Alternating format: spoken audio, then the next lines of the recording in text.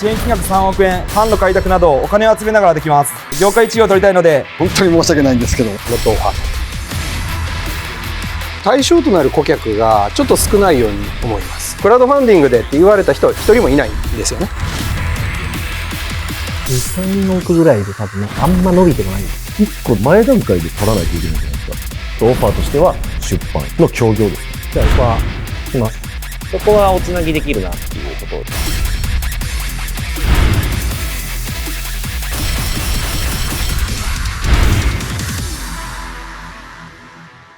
株式会社グッドビッチの代表の山中と申します。本日はクラウドファンディング伴走サポートのサービスを紹介します。支援金額3億円、200件以上実績があり、得られる成果をお伝えさせていただきます。YouTube 登録者数が10万人のご夫婦が保護猫ハウスを作るための資金調達と認知拡大の事例になります。予想を上回る1300万以上の資金調達に成功して、夢の保護猫ハウスを作る挑戦が実現しました。公開前から YouTube での発信を中心に、初日に約600万円を達成。公開後もライブ配信など定期的な発信を継続して成功しました。このように認知拡大や販路開拓などお金を集めながらできます。なのでクラウドファンディングはやるべきですが、プロジェクトをやろうと思った方の 5% しか公開できていないのが現状です。さらに公開した方の中でも成功率が約 30% なので、やろうと思った方からの成功率でいくと 2%、成功するのは100人に2人ということです。自分でできる人はできますが、初めての方がやる場合、それ以上に時間がかかるため途中で断念してしまいます。実際はスタートすら難しくて、成功するのはもっと難しいということです。次にサービスの特徴を3つお伝えします。1つ目が最初から最後まで毎週打ち合わせをして、企画からのページ制作、宣伝のやり方までトータルサポートします。2つ目にページ制作や支援してくれた方へのお返しなど、過去の事例をもとにオーダーメイドのプロジェクトを作成します。3つ目にサイトの担当者様とも連携を取りサポートしますので、スムーズかつ支援金額を最大化できるように進行します。最後に料金体系です。初期費用40万円プラス集まった支援金額の 10% になります。なのでプロと約4ヶ月間月に10万円以下で効率よく支援金額の最大化を目指すことができます。課題については新たなリード獲得で、弊社は Web 広告で主に集客をしております。来期は業界1位を取りたいので、今回は Web 広告以外の新たな販路拡大ができればと思います。ウェブ広告で何されてるんですか？主に、リスティング広告 Google と Yahoo と、メタの Facebook、Instagram で集客をしております。でもお客さんの SNS 運用も大事みたいな今ホームページ見て書いてあったんですけど、でもなんでご自身の会社ではやらないんですか？弊社自体が少数でやっているため、そこまでのリソースが割けないというところが大きくはなるんですけども、ウェブ広告以外の営業方法っていうところが一番の商談内容になるわけですね。が一番にはなりますね。はい。本丸でそれってやってくれないんでしょうか、プラットフォーマー側。ページの制作までもするわけでもなかったりとかはしますね。はい。コンサル入りますよね、でも。弊社がミーティング週に1回とか2週間に1回させていただいてるんですけども、そのような形ではされてないかなとは思います。ちなみにどのタイミングから入られるんですか？だいたい弊社がご依頼いただいてから3ヶ月後にクラウドファンディングを公開するかなっていうのが多いです。その3ヶ月の間にどういう施策を打ってるんですか？どういったプロジェクトをしていくかというところにはなるので、そこの部分を固めさせていただいて、ページ制作とかが出て1ヶ月から1ヶ月半とかかかりながら、あとは審査とかでこういうものができないとかあったりもするので、ページの修正とかもさせていただきつつ、公開前に宣伝のお話とかもさせていただいてスタートしていくのが多いですね。その SNS で運用が必須っていうホームページに書いてあったんですけど、それは3ヶ月前から何か施策とかあるんですか？ SNS が全てだとも考えてはいないので、そこでされてる方とかであればやっぱり効果も出やすいのかなと思うんですけども、そうじゃなかったら身近な方にお声掛けする部分であったりとか、弊社みたいな形でウェブ広告とかでの集客するパターンも実行者様に合った形でさせていただく流れになります。これってマネタイズってもうショットっすよね、全部。そうですね。はい。すごい困ってます。新たなリード獲得よりサブスクモデルでどうマネタイズするかの方が課題な気がしているんですが、クラウドファンディングの性質上、弊社自体リピートっていうのが数%、もう一回やろうかなみたいな感じの方も中にはいらっしゃるんですけど、どうしても少ないんで、この事業モデルではなかなか難しく検討したことあるんですけども、はい。受けられているジャンルというのはどういったものが多いですか？飲食店さんオープンみたいなのもあれば、こんな商品作ったって方とか、めっちゃ社会貢献頑張ってますって方とか、バラバラにはなるかなっていうこれって制約率どんなもんなんですか？基本的に商談からでいくと、大体制約率で 30% から 40% ぐらいはあるかなとは。その制約率上げるよりも見込み客を増やす方がってことなんですよね。今後の部分とかでそこをどうショットで終わらないようにって、これはもちろん大事かなっていうところもそうですし、あとはリードで増やしていくというところは、この2つが大事かなとは思っております。そのウェブ広告自体に要はそのリードの質が合ってないだとかいう課題感が感じられて別を探していらっしゃるのか、どういった背景でそのウェブ広告以外っていうのテーマ設定をされているのか。 Google のリスティングでいくと、ある程度の検索ボリュームの部分ではクラウドファンディング代行とかクラウドファンディングコンサルティングで僕らのところに来てるんで、ボリュームの上限があるっていうところでちょっと Google とか Yahoo に関してはある程度のところまでは来てるのかなと。でメタの Facebook とか Instagram ってところももちろんリードはこれ以上もある程度はまだ見込めるかなっていうところもあるんですけども、同じような形でクラウドファンディングを顕在化してるっていう部分でいくとなかなか難しいかなっていうところもこれ以上はっていう。これ他社さんともある意味そのウェブ広告の札束の殴り合いになってるかなと思うんですけど、他社さん自体はウェブ広告以外でどういった施策をやられてるって？他社さんで僕らほどあまり件数とか実績であまりないかと思ってるんで、なんか月に例えば数件とかをされてたら結構やってらっしゃるっていうのをプラットフォームのサイトの方とかにもお聞きしてたりもするんで、まあでも今調べたらリスティングでコンサルってやっても1社しか出てこない。他社が多分やってるのは SEO ぐらいかなって正直思っていて、 SEO に関しても結構そこの提携してる会社とかも僕らにご紹介いただいたりとかっていうのは現状。紹介受けるってこと？そうです。なんで提携会社っていうのがそういうところだったりもするんで、紹介受ける理由っていうのはその単価が安いとかで御社がどういった構造で今やってらっしゃるんですか？構造上クラウドファンディングだけの事業でこう回すのって結構難しいっていうのが、会社あるかなとまず思ってます。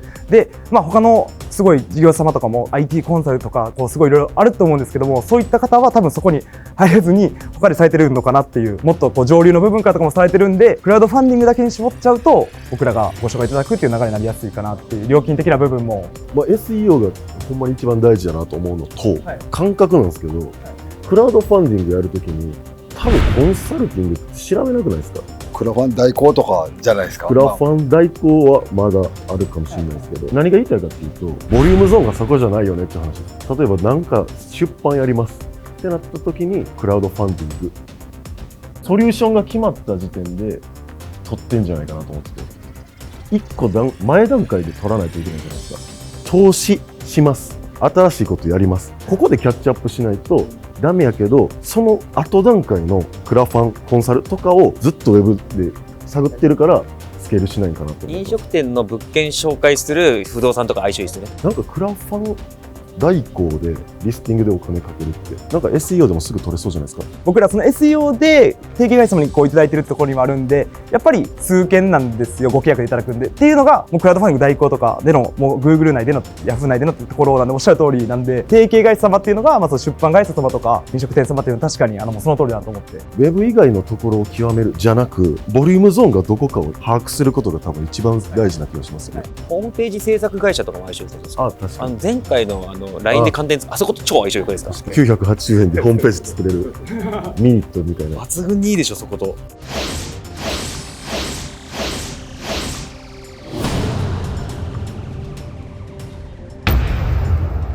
ファー出します。弊社が協業してて出版事業をサブスク出版っていうのがあって、グローバルパートナーズと協業してるんですけど、山本社長っていう人と月7万ぐらいから出版できるんですね。実際にここの出版かけるクラウドファンディングは1個僕決めてるんですよ。だからめちゃくちゃ親和性があるっていうのと、今経営者かける出版かけるクラウドファンディングがめっちゃ増えてるんですよ。だからここの羅列でちょっと有名な人からごっそり取れると。でもちょっと有名な人やったらクラウドファンディングのプラットフォーム側から無料でコンサル入るんですよ。例えば今回僕出版するんですけど、キャンプファイヤーの人が無料でコンサル入ってくれてるんですよ。そこが入る前に取り切るみたいな。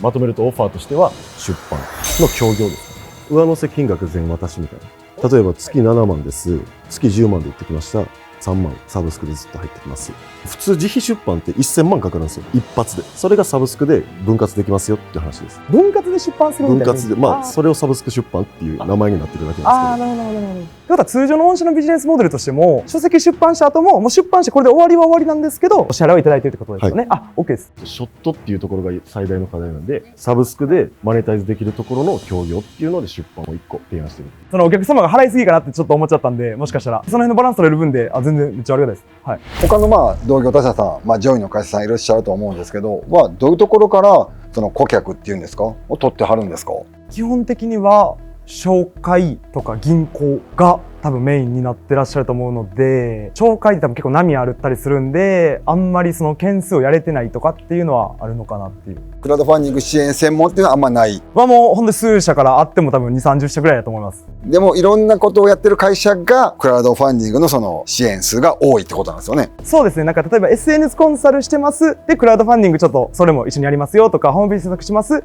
で、クラウドファンディングやってますみたいな感じですね。そういう会社が上位ってことなんですよね。上位の定義にはよるんですけど、やっぱ何が言いたかったかっていうと、今後トップを目指しますと、じゃあ今トップの会社がいるわけじゃないですか。同じ集客したらいいのかなって単純に思っただけなんで、他社はどうしてんのかなと思って。僕らみたいに最初に費用をいただいてからサポートしてい